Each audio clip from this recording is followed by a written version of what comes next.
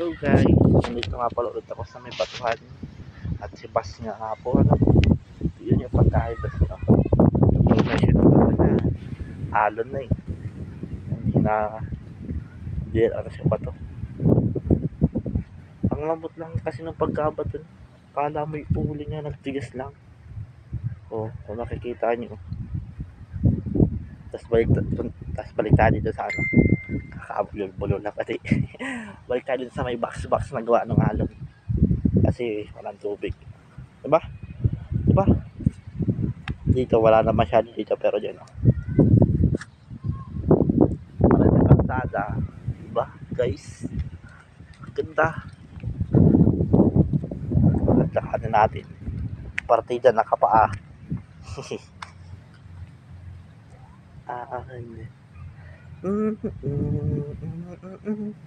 May line pati yung bato niya dito, may guwit.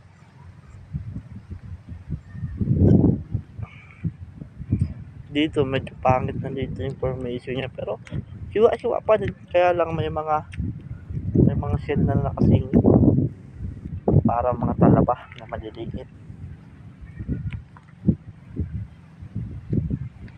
Ang ganda niya guys. Andun, kahit doon sa kabila, ganito din ang bato dito sa Kawig.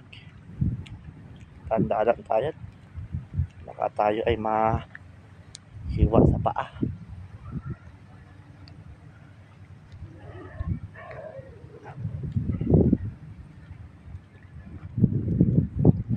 Doon nga pala kami nangawil kanina nangawil kami doon. Wala kaming nahuli, maulan eh, nagpulan. May parang may nakasulat. Ano ibig sabihin yun guys?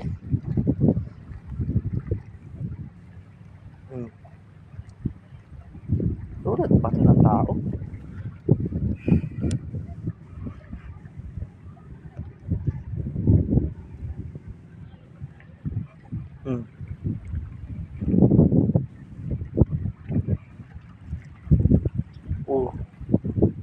Parang hindi na yata ito gawa ng dagat.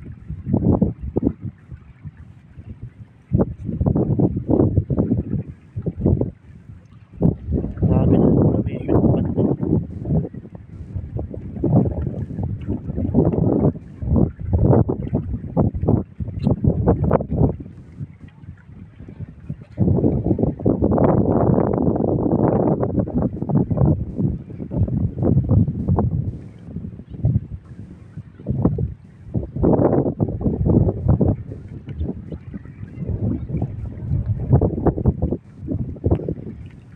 Never fall in love, there's not found girl. Background music tayo dito mga master. I found you.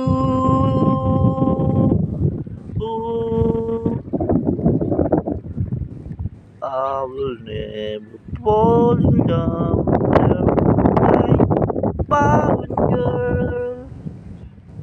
Uwi na tayo. Okay na yun.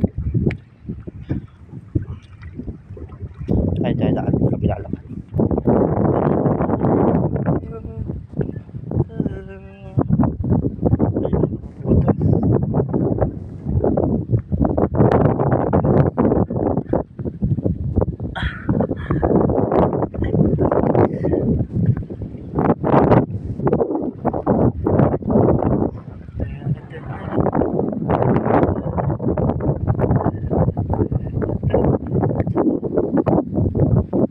Pala nauwi kami dito, lagi ako dito sa bato na to. Hindi ako nagbibideo, nakatambay-tambay lang, lakad-lakad. Ayun pa kasi ng mga formation ng bato sa tapakan, medyo natusok-tusok sa paa. Ay, hindi na kailangan.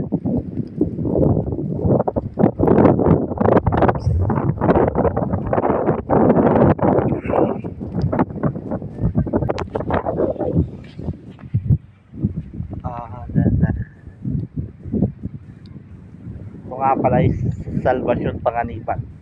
Ay, Tawig Salvacion Panganiban. Dito ito matatagpuan. Ganda ng view niya.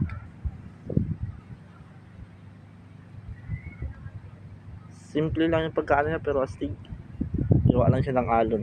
Nag-shape na rin siya ng alon.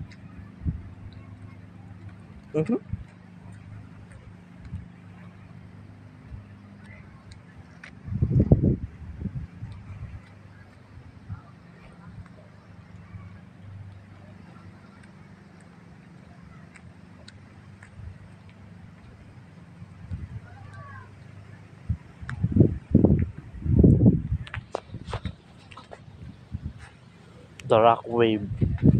Tama ba? Rocks waves. In English, batong alon. Parang mali ata. Ako na inilin.